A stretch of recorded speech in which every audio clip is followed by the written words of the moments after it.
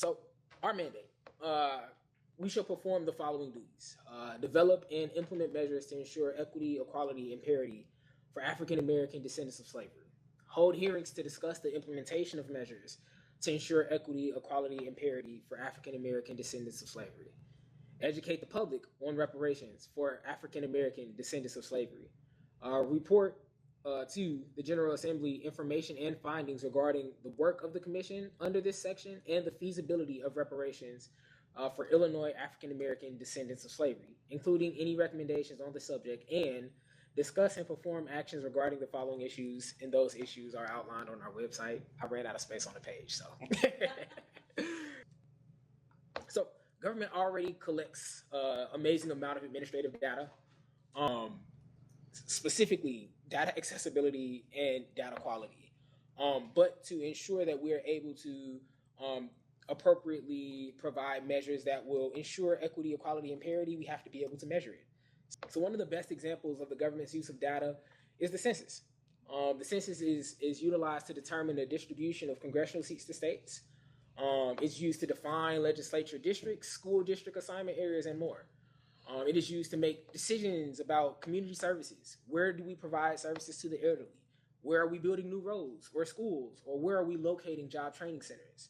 And it's also used to inform how trillions of dollars in federal funds are distributed to local, state, and tribal governments for things like neighborhood improvements, public health, education, and transportation. And in order for us to be able to, again, follow through on the statute, we will need to be able to disaggregate data and track the outcomes of those individuals for which we're making recommendations for. Data analytics, and empiricism all work to improve the efficiency for which government can act for its citizens, as shown through the uses of U.S. Census data. So, data disaggregation.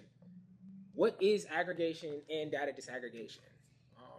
Disaggregation refers to the breaking down of data into smaller groupings, often based on characteristics such as sex, family, income, educational attainment, or racial/ethnic groupings.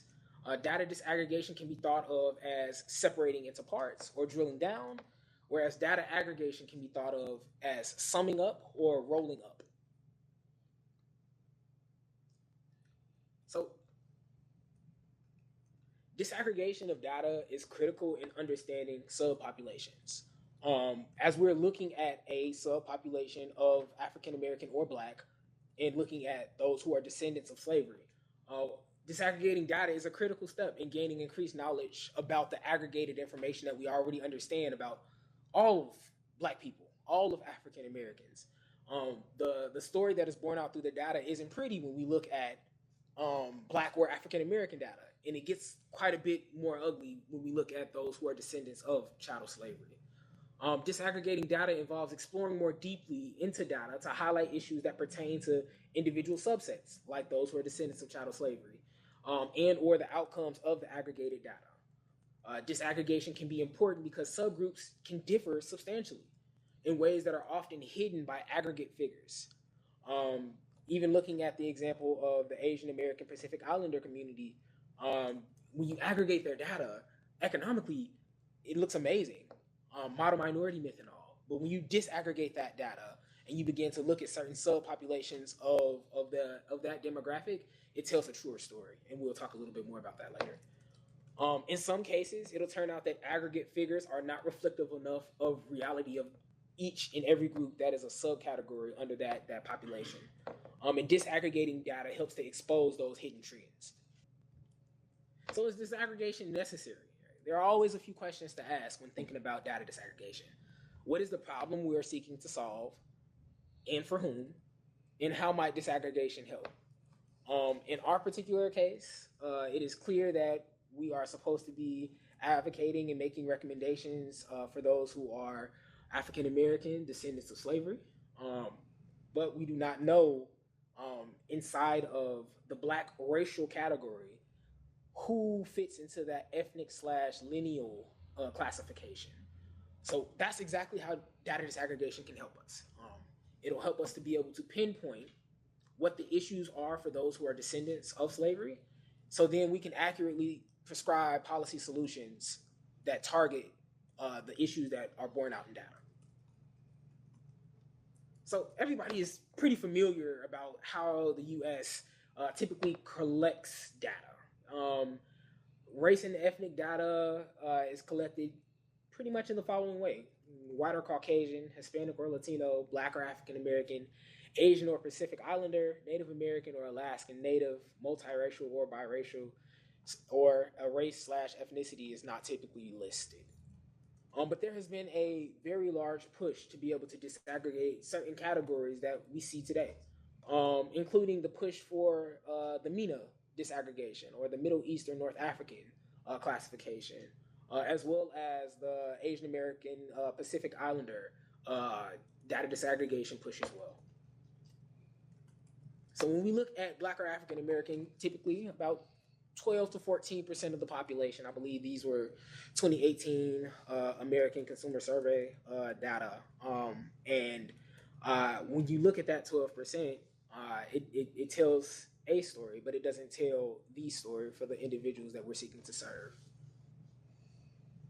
So utilizing that example of Asian American and Pacific Islanders in the U.S. population, when we look at that share total to approximately 5.4% back in 2015, but when we dig a little deeper and we see the median income of Asian American and Pacific Islanders, it tops all groups. And like I said, economically, it bears out a story that they do relatively well in comparison to other ethnic or racial groups. But that's not the full story.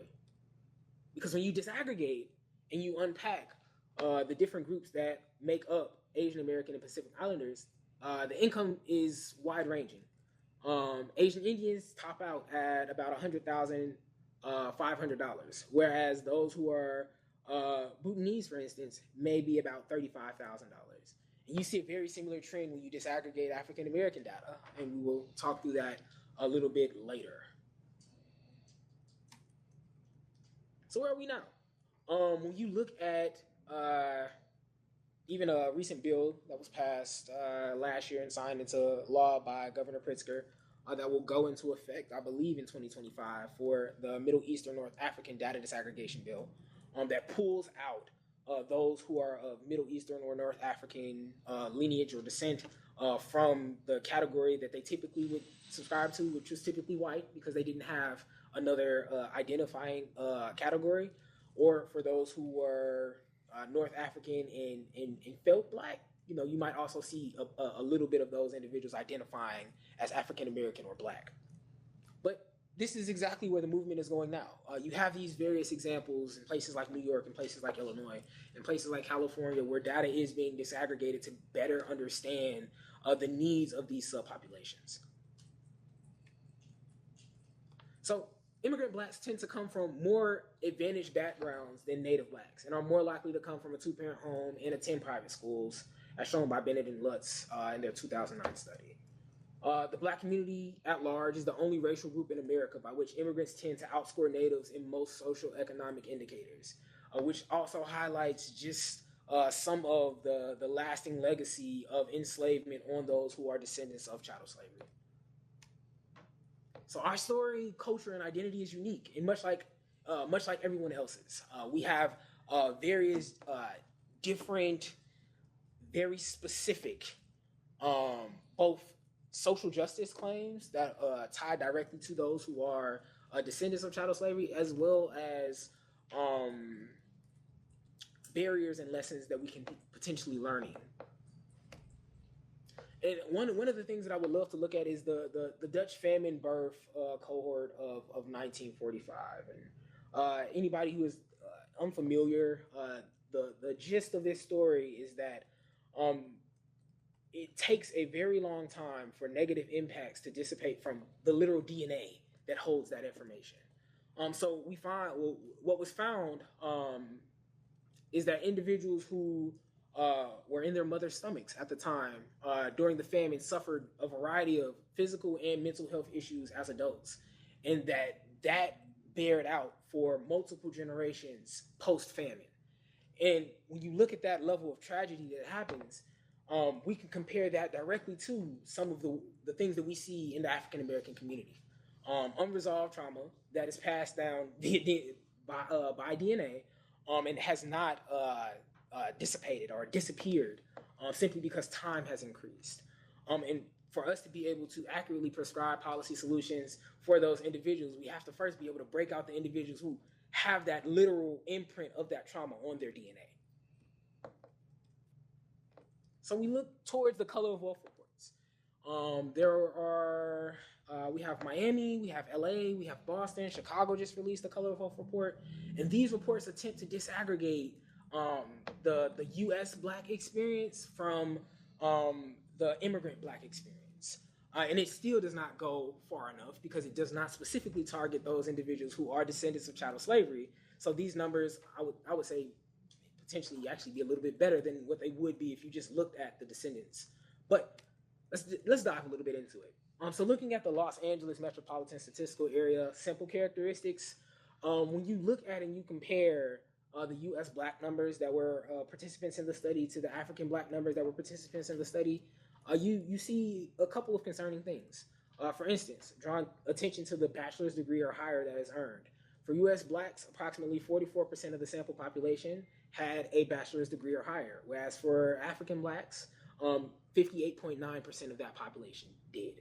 When you look at marriage rates, 28% of U.S. Blacks who participated in this study were married, whereas 59.2% of African Blacks were. When you look at the median age, we skewed a little bit older by about 5 years. And ultimately looking at the median family income, a little less than half. $53,500 in comparison to $115,000 for the African Blacks that participated in the study. So when we look at the comparison of percentages of white and non-white households that are owning any type of liquid asset, a checking account or a savings account, you see something that is also very concerning. U.S. Blacks have a minus 29.3% difference from whites, and it's extremely statistically significant, meaning that this is something that we can take to the bank with all confidence statistically. Whereas for African Blacks, it is not statistically significant, and it is a much smaller 4.6% difference. And this story just kind of keeps repeating itself throughout the data, which kind of also makes the case in and of itself for the reason why we need to disaggregate in order for us to be able to better understand the population of individuals that we are serving, as well as to be able to later down the line evaluate the impact of the recommendations that we will ultimately give to the Illinois State Legislature on behalf of those who are African American descendants of slavery here in Illinois. I guess this will be my last comparison chart. U.S. Blacks have about $11 in median value assets in comparison to Caribbean Blacks that have $2,000.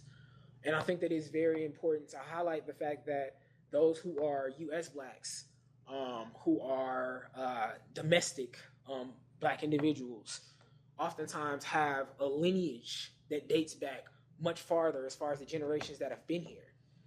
And individuals who are migrating here oftentimes are here 1, 2, or 3 generations. So you have a very large time difference where individuals who are of the U.S. Black population should have had enough time to be able to accrue assets, to be able to accrue educational attainment. Yet we're lagging behind individuals who oftentimes are, coming in, and they only have 50, 60, 70, or 80 years in the U.S. So this also highlights the impact of the trauma, the U.S. Black experience, the discrimination, the racism, which we are kind of being able to bear out a bit in data. And I think that this will, if we adopt the position of disaggregating this data, it'll help us to be able to get to real solutions for the individuals who do have this historic social justice claim. And I believe that is the end of my presentation. I will stop there and open up the floor for questions and discussion.